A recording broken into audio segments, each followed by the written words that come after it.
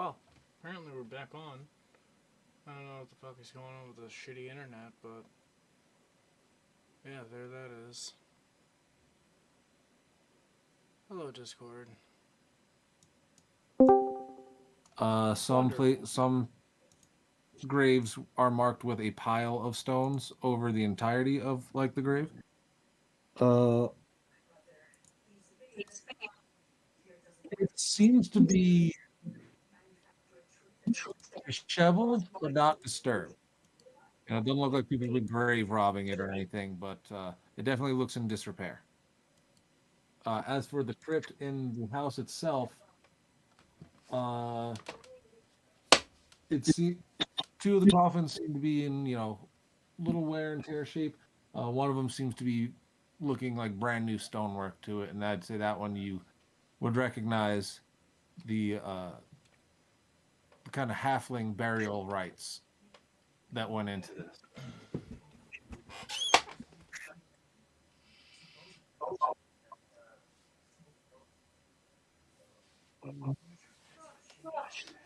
Uh, I'd say you probably get some stares as you go through town. No one seems outwardly aggressive, mostly curious or maybe a little scared.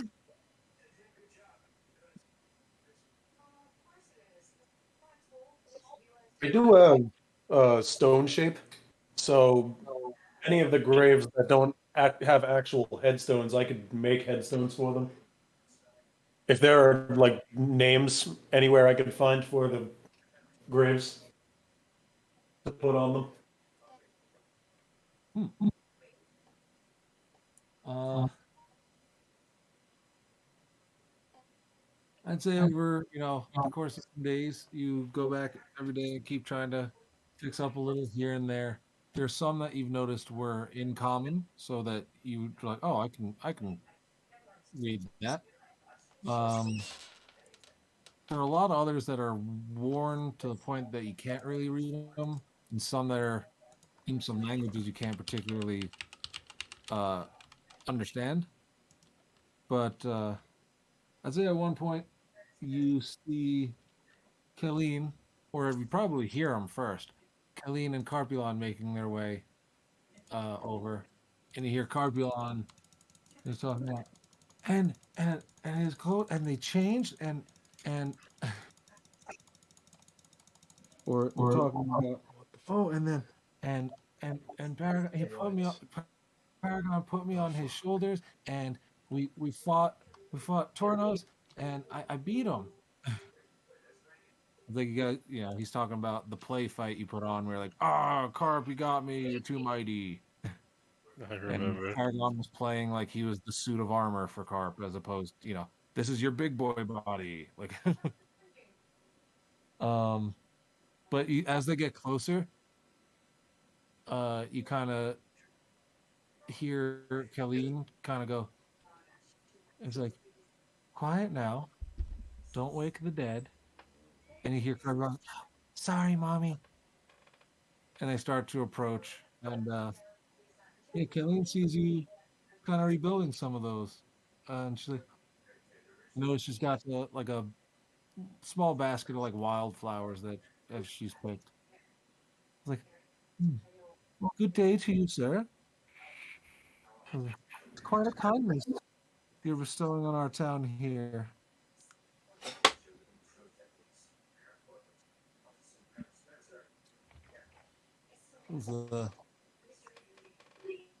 She goes over and you see Carpulon starts kind of digging weeds up.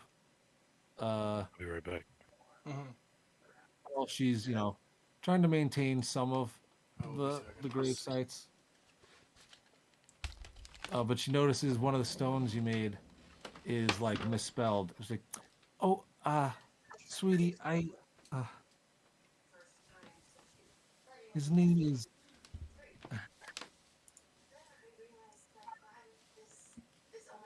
That is definitely coming from Sean, you son of a gun, you.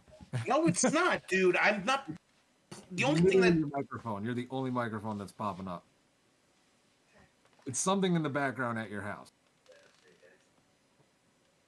But anywho, uh, it's like, oh dear, uh, It's very sweet of you, but this is a very slight difference between the. I'm trying to think.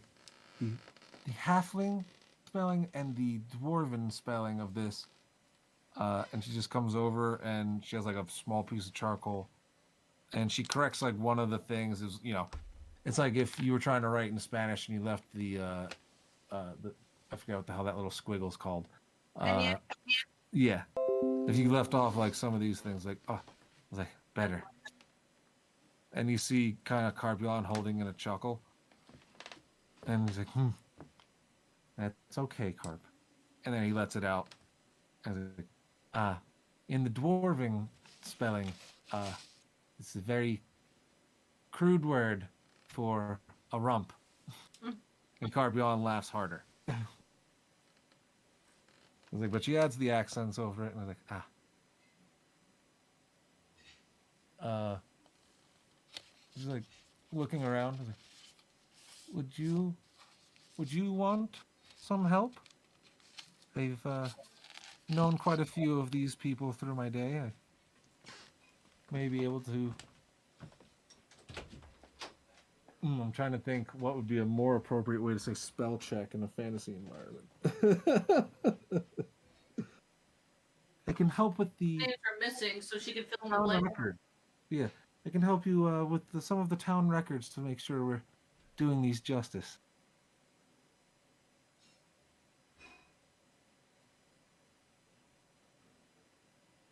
But she's really just kind of offering to, like she knew a lot of these people, so she's like, oh, I can, the ones that are more withered or decayed. She's like, I can tell you how this is supposed to look, and we can get it, or what their name was, or what the plank of wood said 40 years ago before it rotted.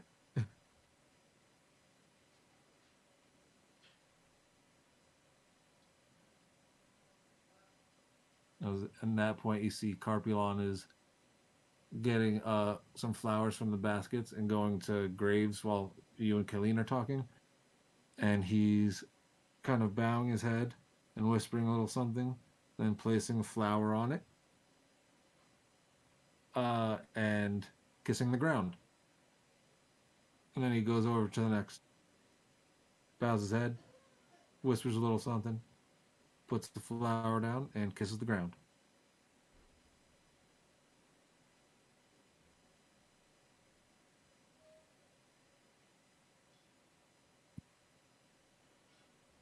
Will you accept her assistance?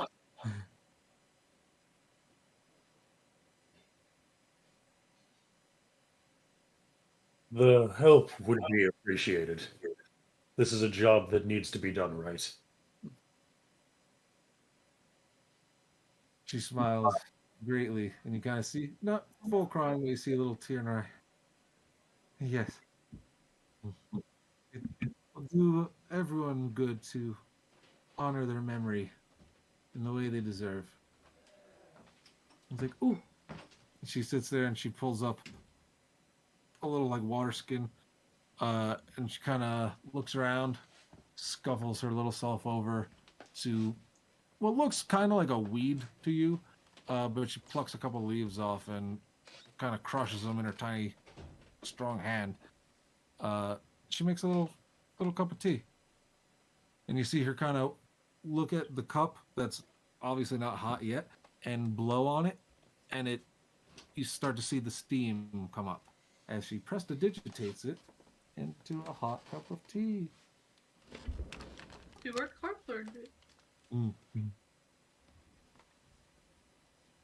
But yeah, she'll start to sift through some of the things and come up with like a nice clear list for you. You hear her start to hum that familiar tune. But yeah, she's kind of going around doing this while you're doing your thing, making these stones into more appropriate actual grave sites. At one point, you notice Carpulon is just I wouldn't say sitting, but he's got like his head propped up, peering over one of the stones at you, and he's kind of just been looking at you for a while.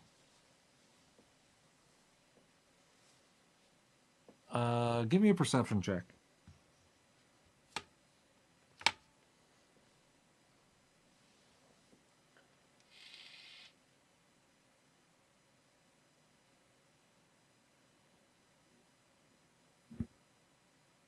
$24.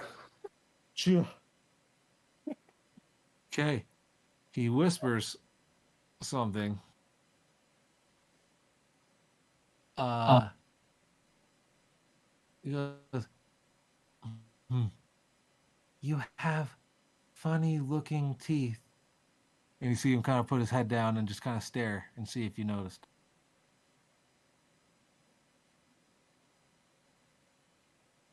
Like if you turn to acknowledge that he said anything at all, he's gonna like, "Oh." Oh,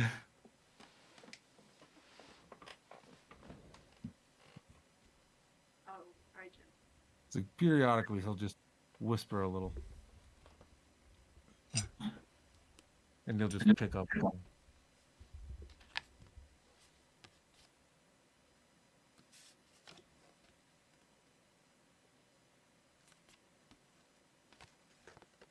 Do you acknowledge when you hear him whispering at you? Yeah. Just with a look. Yeah. As soon as you look, he'll and like pop down behind the thing and start giggling. He's like, "Miss, I thought you might be able to hear me with those big ears." Then he'll kind of slowly walk up. "Sorry, I said mean things, Mister. I didn't mean them." And he offers you one of the flowers that he's been given to the graves. Just some little daisy.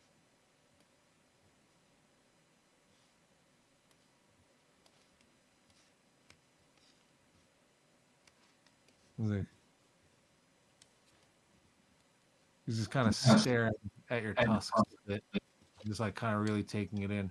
Doesn't seem afraid, it's just more like amazed. And he's like, "Wow." He's just gonna inch closer and touch your tummy. Let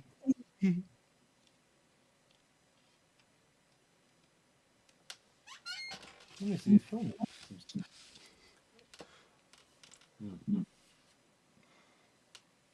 He's like, "Mister, do you hear them too?" And he points towards the ground.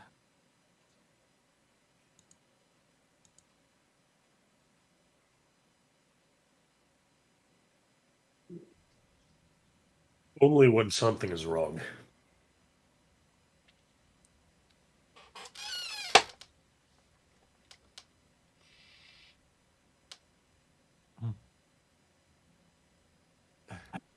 We all need to know if you took See the his flowers face. to your ear. You see his face get a little sad, but he's just, "Oh, I try to talk to Daddy, but I never hear him say anything back. I guess that's good that nothing's wrong though."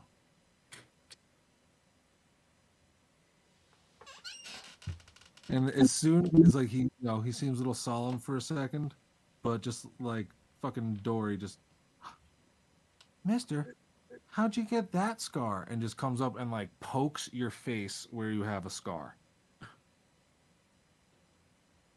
And he's like, "Oh, and that one." And short of crawling into your robe, starts just like trying to discover. You won't talk? Don't worry, we'll tickle you until you talk. Oh, he's just gonna keep talking at you.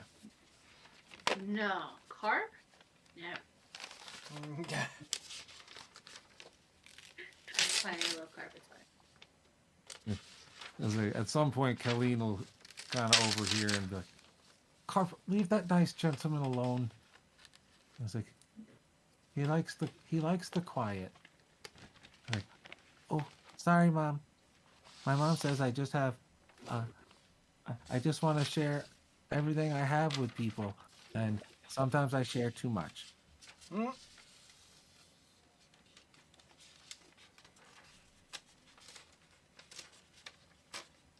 But he'll like pull up his sleeve and he'll show you like a skinned elbow. I'm like, I got this one in a battle.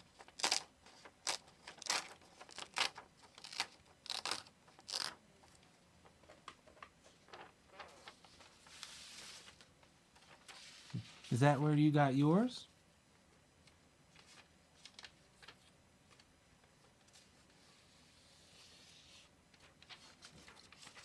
I've seen many battles in my time. This is what becomes of the body when you do.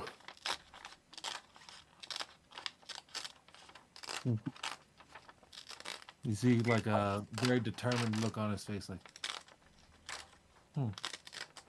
yeah. Yeah, warriors have scars. And you see him like, pointing at his skinned elbow again, but he accidentally pokes it and just, ah!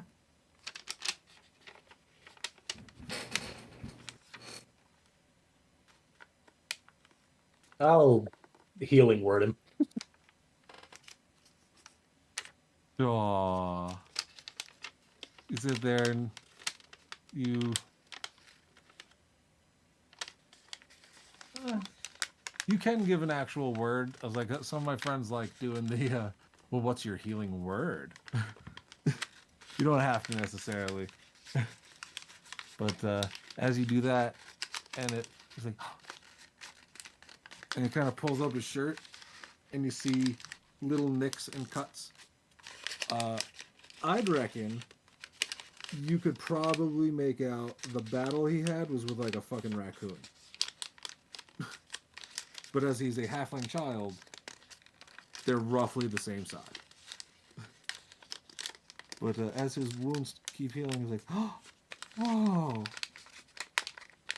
And he runs up and he gives you a big smooch on a couple of the cuts and stuff you have on like your arm. He's like, that should help too. And he gives him like pats.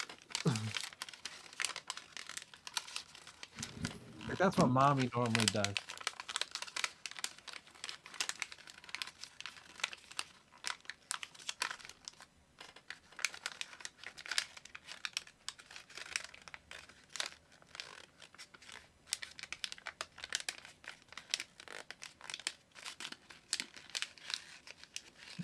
He's gonna keep kind of staring at you, and like not used to having someone so stoically quiet.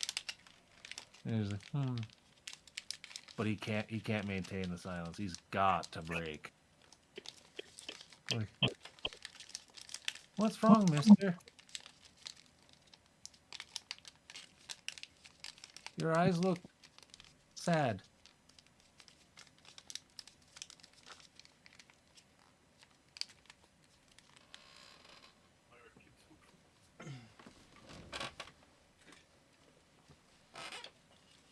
Why must children be so peaceful?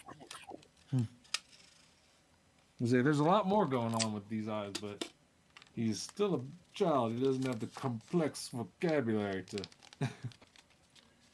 He's still working on little thoughts, not big grand scheme of things. Not, oh shit, one day I'm going to die. There's not a nuance of a lot of this. Everything is sad, happy, or angry. That's it. Or tired.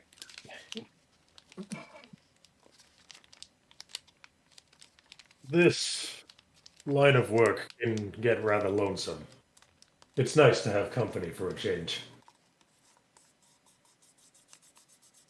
You see his face kind of light up, and he kind of nods at you. You see him quick run around the field, Here a couple of times he trips and falls. One time he, not one that you remade because obviously it'd be way sturdier than a halfling child, but he trips and breaks one of the already dilapidated like headstones. He's like, sorry, Mr. Vorshin. But back over to you. And he's just got a handful of fucking, I don't know, like long blades of grass and just twigs and stuff. And he just kind of cozies himself right in your lap while you're doing your work. And he starts just kind of fiddling with something. It's like, I'll keep you company. I'm like, I didn't have many friends either.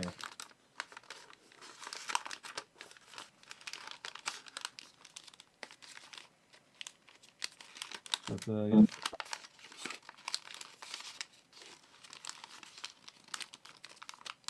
I'm trying to think of how intense I want to try and get with Will on this. I was like, Carpillon can talk forever.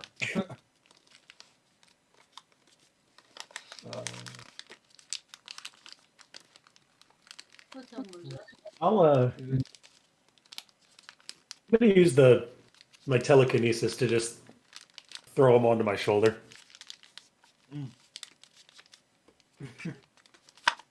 He's just like, oh, he's getting picked up by like the scruff and just what? And he just popped on his shoulder like, wow, Mom, did you see? I flied, Mom. Shh, Carpillon. Flew. I flew, mister.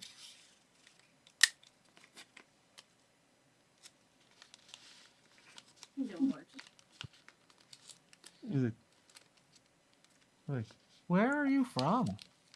I don't see many big gray people.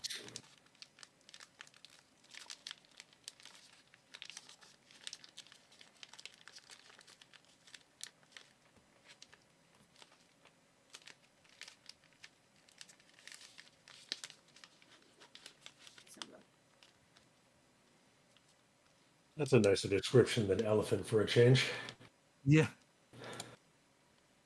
Well, I was reckoning he probably doesn't understand. He doesn't know what an elephant is. For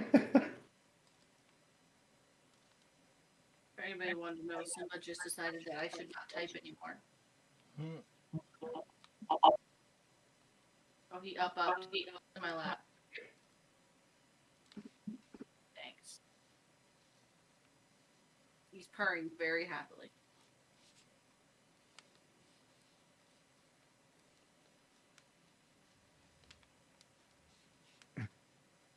I hail from a land called Ravnica. It's quite the interesting place. Whoa. Why'd you leave?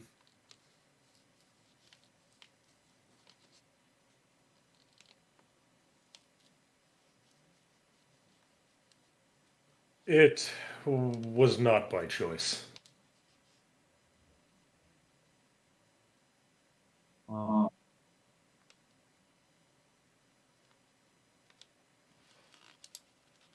Well, did you get to say goodbye to your friends?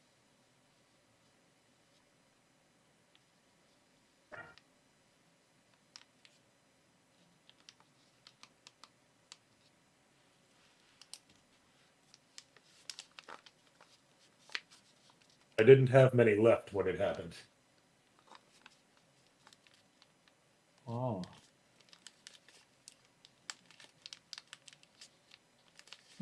That's okay. I'm your friend, mister. And he hugs the top of your head.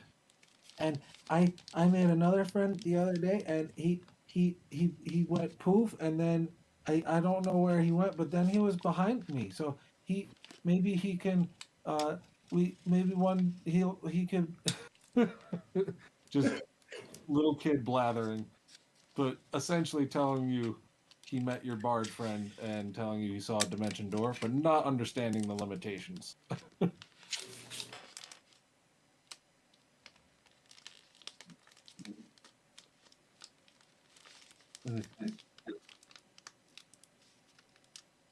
That's a Simba kill.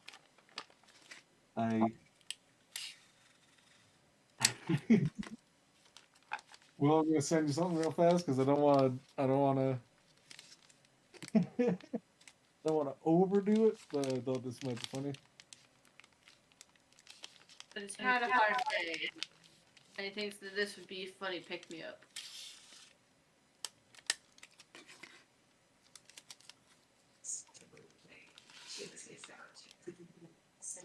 Yeah, definitely something in your background, Mr. Sean. I don't know what it could be. Nope. Maybe your headset's picking up another frequency. It's a wired headset. I don't know. I tried. I know that. I appreciate it. I just don't know. That's why I had myself muted this whole time. What do you think, Will? I don't think I'm here right now. Go for it. Like as he's kind of snuggling in and just kind of talking, he's like, Mister, why do you smell like wet cats? Do you have a pet?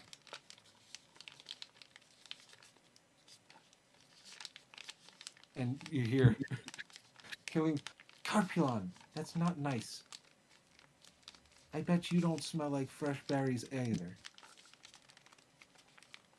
Oh, sorry. Sorry, mister. Mister, do you have cats?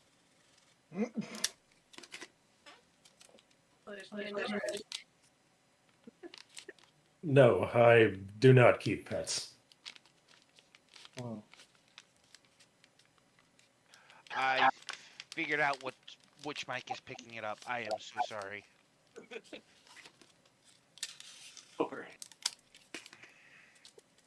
Oh.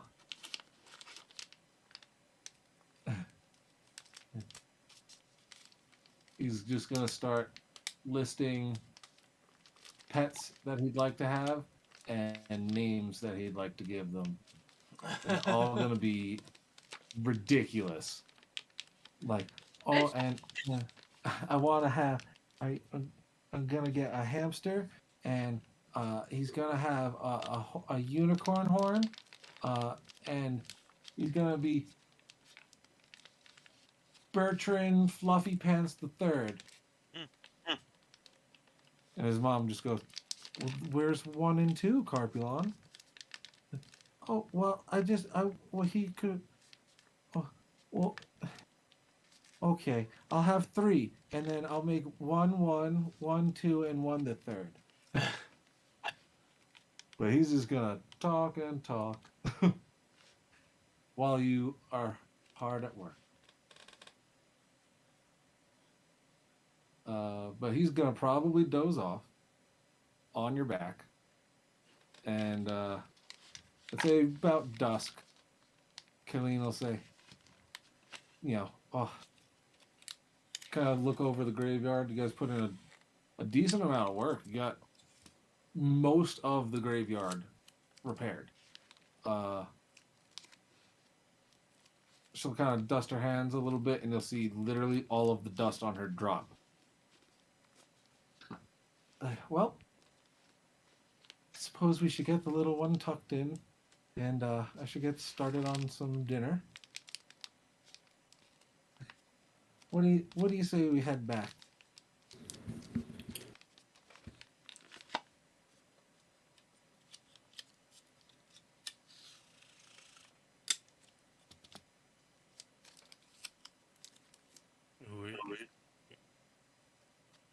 That sounds nice.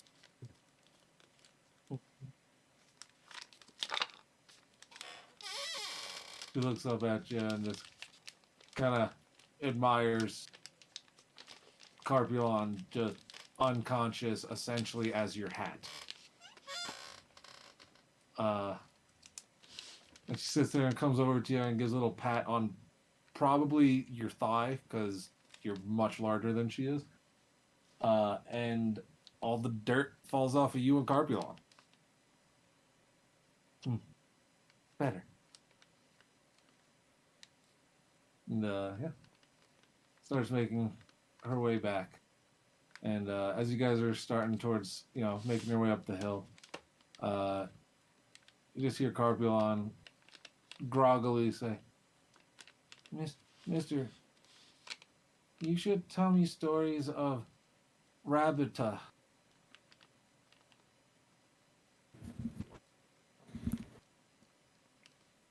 And then just back to drooling and out cold on top of your head. Yeah. I'd reckon he'll try to walk over to you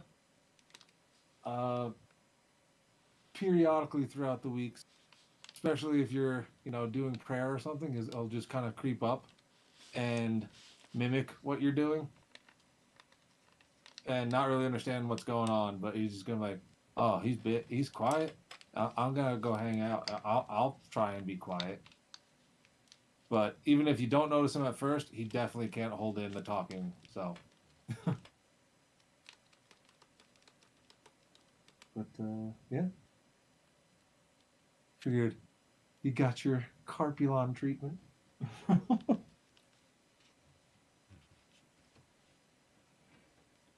Is anyone else looking to do anything? Paragon, I will send you some information on what you're looking for just because I was not expecting any of that, so I definitely need to come up with something for you.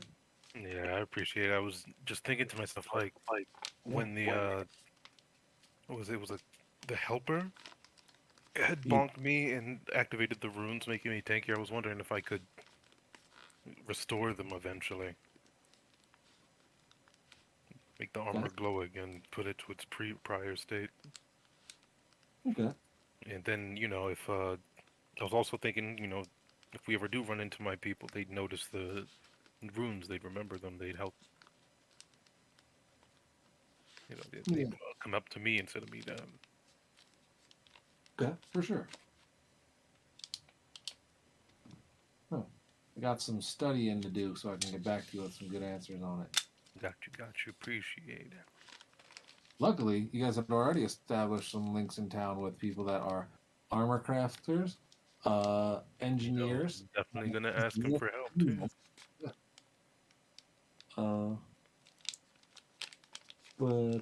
Yeah.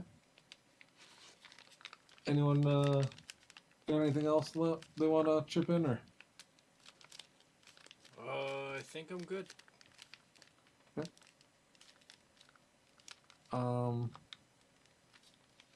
So, now it's Thursday. Will, do you have to go to work? No. Okay.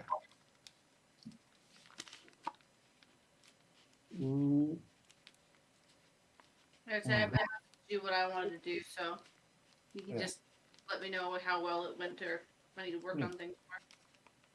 I suppose I won't get too heavy because of the time limitation. We'll get you guys in a direction here. Let's see what I can whip together to make it make sense.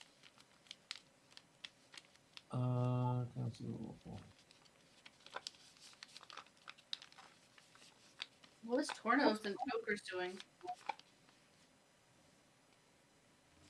I figured until otherwise, Tokus is probably quote unquote training people. I'm knitting, helping train troops, and helping Paragon with his thing whenever he decides to get to it. I didn't get to write it, that's why. Okay.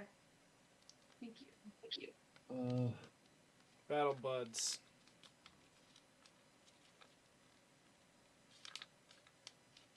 Let's see.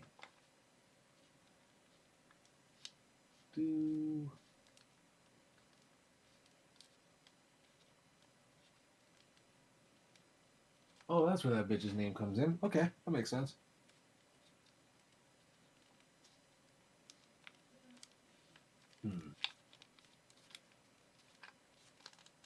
Yes.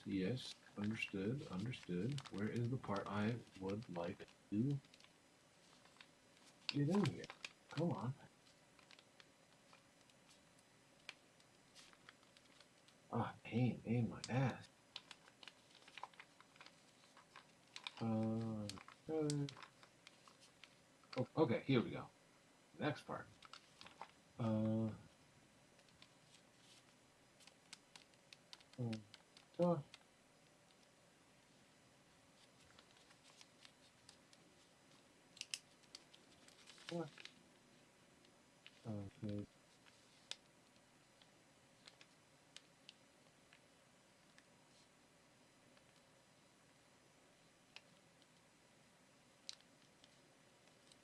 There are two very important names I should sit there and jot. Like, I had read this a while ago, and then I was like, fuck, dude, this is like. Even looking into this module, it was just like, some of this is a little scattered. Okay.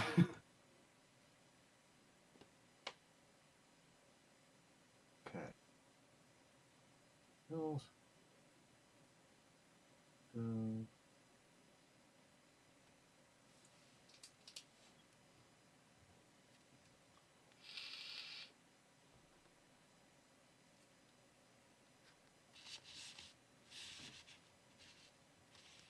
Oh, what's that thing? Huh. That's a funny looking thing. Sorry, I just discovered essentially what kobolds are to dragonkin. This thing is to the Yuan Ti, like the snake people. I was like, that is a funny looking, like, corgi snake looking thing.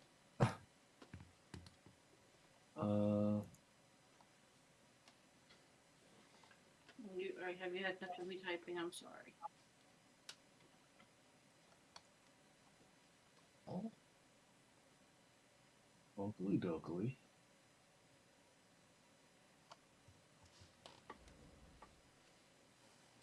No fucking way. Okay.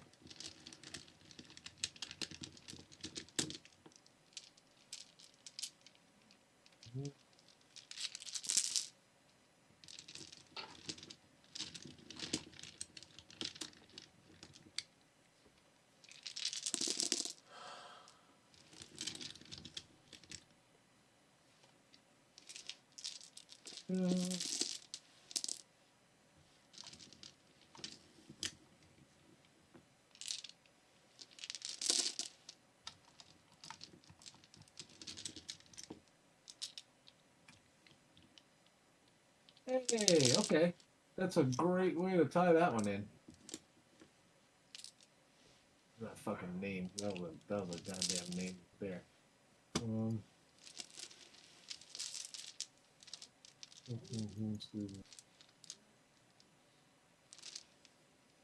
All right. So while you are, taking your slight vacation from the months of adventuring you guys have just been doing,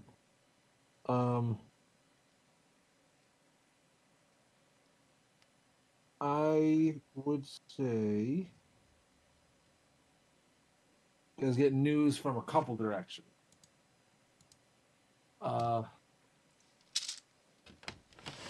At one point, Balazar, while you are making your rounds about town, Miss Halia will pull you to the side to bring you into her actual place of business and make her staff run away.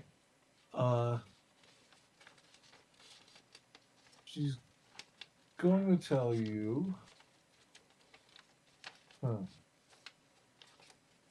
Trying to see what bits of information would come from which sources for. There's a bunch of different ways.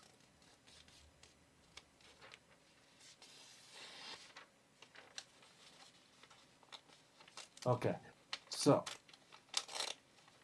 Balazar is going to be spoken to by Halia, and then Onthar Froom will probably swing in and connect with Tornos.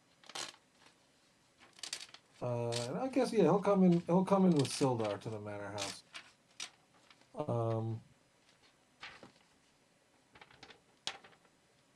Yeah, I'll start with Sildar and Onthar. They show up. You notice all the guards and stuff kind of straighten up and everything. You know, Sildar being their commander. But he arrives to the welcome arms of Khalid. Just there and make sure he's all taken care of. But he insists he has very important news he must share with your crew. And he'll sit you guys down. Okay. Assume in our war room. Yeah. He's like, we've not confirmed many of our suspicions yet, but we may have information on the movement of the cult. It seems their focus has been shifting over the weeks. Seems to be a bit of turmoil with their worm speaker, Varum. Sources said he was once heading towards the spine of the world. You would all know that as the northern mountain range that separates the tundra community of like 10 towns from the rest of the Sword Coast. It appears his target has changed, and he's taken himself residence nearby Baldur's Gate in Boriskar, near the Boriskar Bridge. Scott, the reason I said you would be getting spoken to, and Onthar is here, the Boriskar Bridge has some significance with your gods. It is a massive connecting bridge that connects Waterdeep and the main trade route, the Tradeway, to some of the other. It's kind of like, yeah, the main connecting highway. This bridge is a major center, a major source of travel for trade. But 50 some odd years ago, more than that actually, this is where Cyric had battled Baal. This is during the time of troubles when the gods were cast down and were killing each other, and some mortals were killing gods to absorb their powers.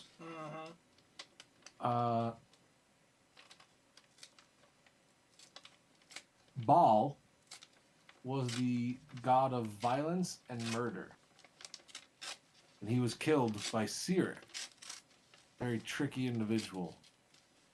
Cyric being one and the same person as the god of madness, as he absorbed those powers, and went on to kill Mystra and set forth the spell plague for 100 years. Cyric has since been locked away. But you know this bridge because followers of Torm and Tyr set up a fort nearby.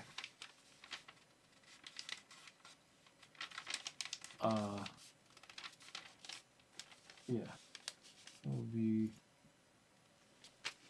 They set up a what now? What was that word? a fort. Fort.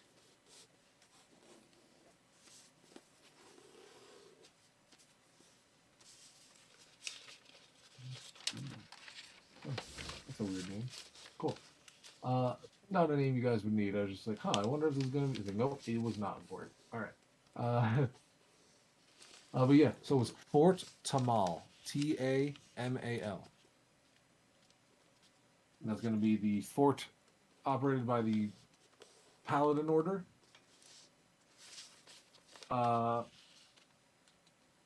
They weren't solely linked with your Paladin Order, Scott. They would be followers of multiple...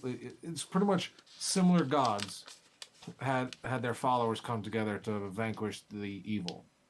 So it would be a combination of Torm and Tyr, part of your pantheon, as well as Lathander, the Morning Lord, They are Lathander and the Morning Order, one person. That's what it is. Order of the Companion. I think you guys had come up once before, but I gotta look up in what context. But Singular or plural? companion singular. Okay.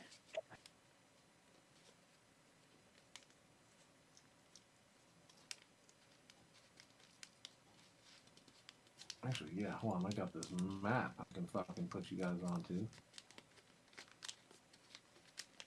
Where are ya? Where are ya?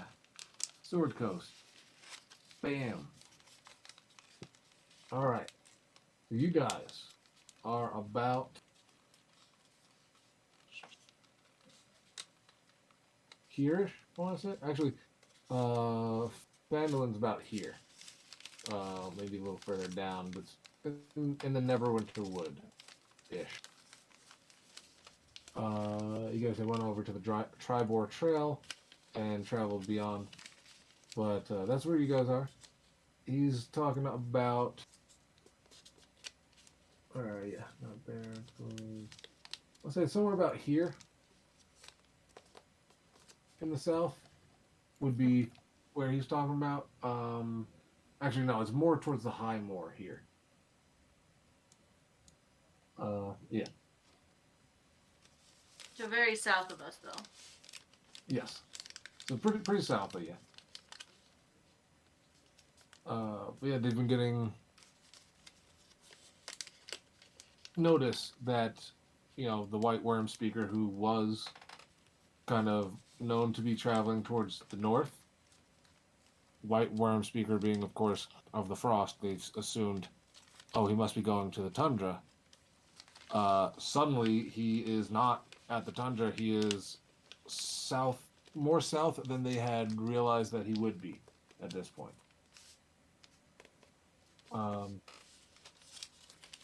They would like you to go. Oh, sorry. Oh, let me step back into Sildar here. Well, yes. Our scouts can only obtain so much knowledge. Unfortunately, we have lost a few good men already to get the information we currently have. But this is where your party comes in. A reliable information gatherers. And he gives you a little wink.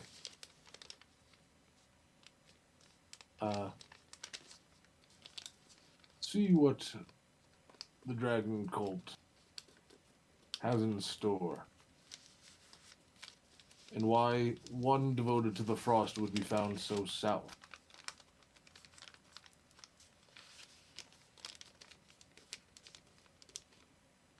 And we'll give you guys plenty of like rations and things like that to stock your trip, all like the basic amenities and stuff.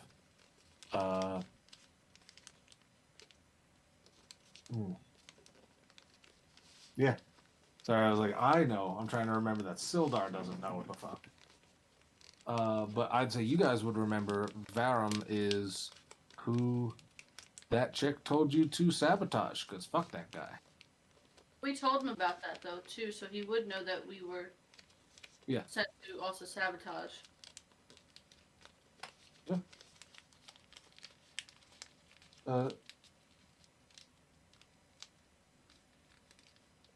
Yeah.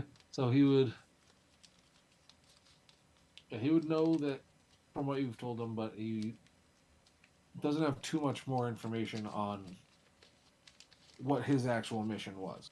Whereas like Resmir, you guys had been spying on for a while, and it seemed like she was more in charge of obtaining hoards of gold and stuff.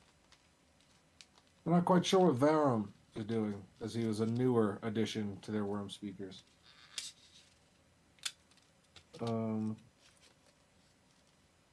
Balazar, I would say,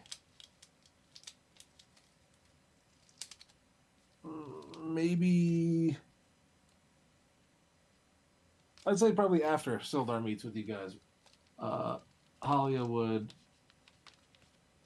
have her private meeting with our bard friend. And she'd say, well, my sources tell me you've been put on quite the task.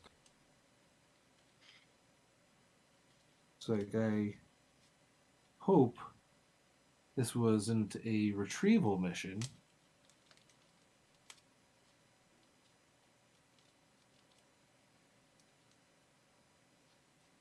That's to you, Shawnee boy.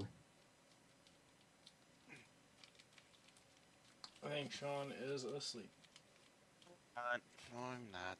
I'm not. Fucking. I finally figured out what fucking was picking up weird sound for my main mic not to work.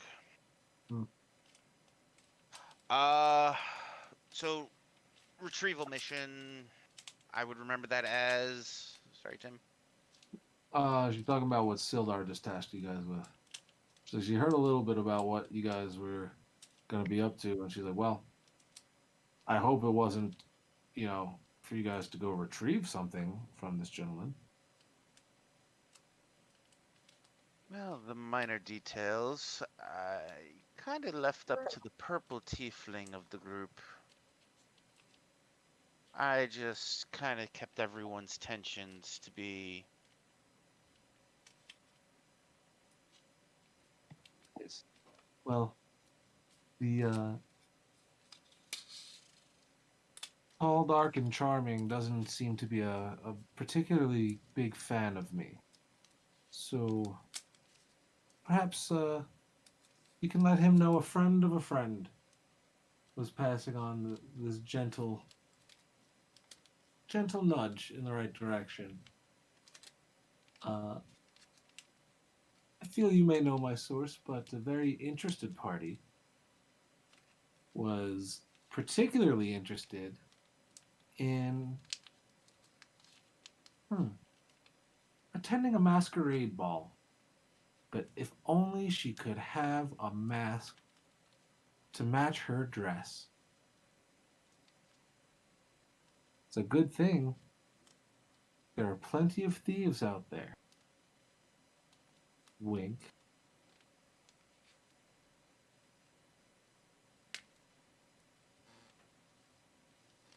If we're too burnt, to put it bluntly, she's saying, I hope you aren't going to go try and take the mask from him, because a little birdie told me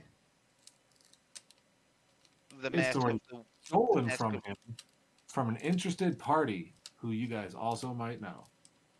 So it's already been stolen? We're talking about the white mask that we dropped onto the table at the No. conference, right? These are black. It Sorry, sounds Tim, like you're... they've already gotten to that person. You guys had the black mask from Resmir. Right. There are 5 chromatic dragon masks. So this would be the white one. Okay. But I didn't catch if you said that it's already been stolen or if he's looking to steal it. It's been stolen from him. Okay.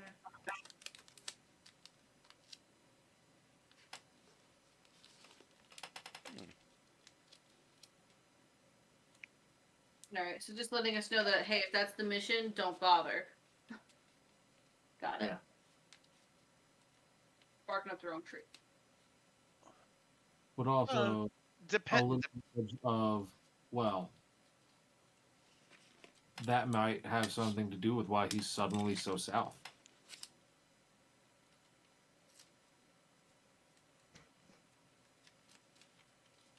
The Zentrum has many ears.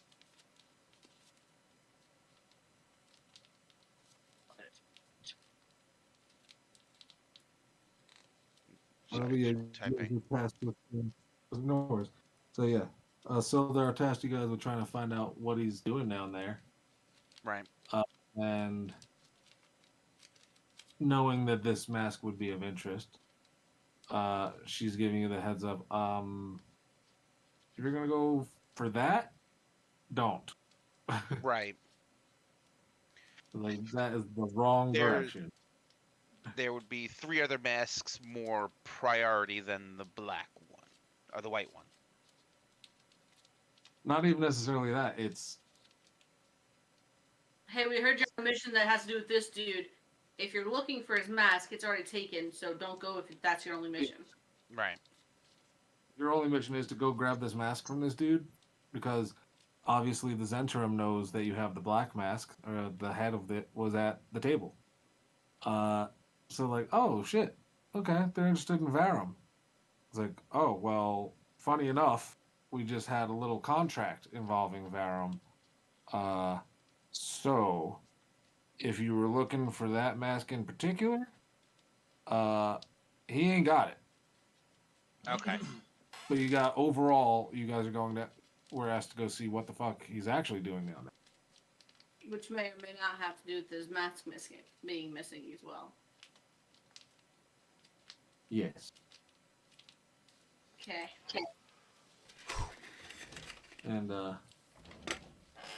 as you go to, I'd say, as she goes to walk out, she's like, "Oh, and if you're interested in a little extra coin, my pale friend may be interested in giving you some coin to rough him up a bit. And if something happens, something happens." Well, that would seem an interesting gesture.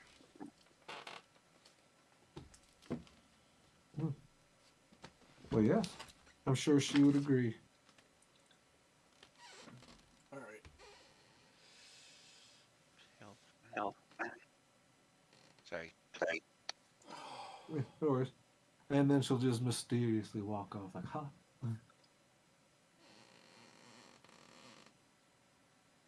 Like she walks away from you and her own establishment.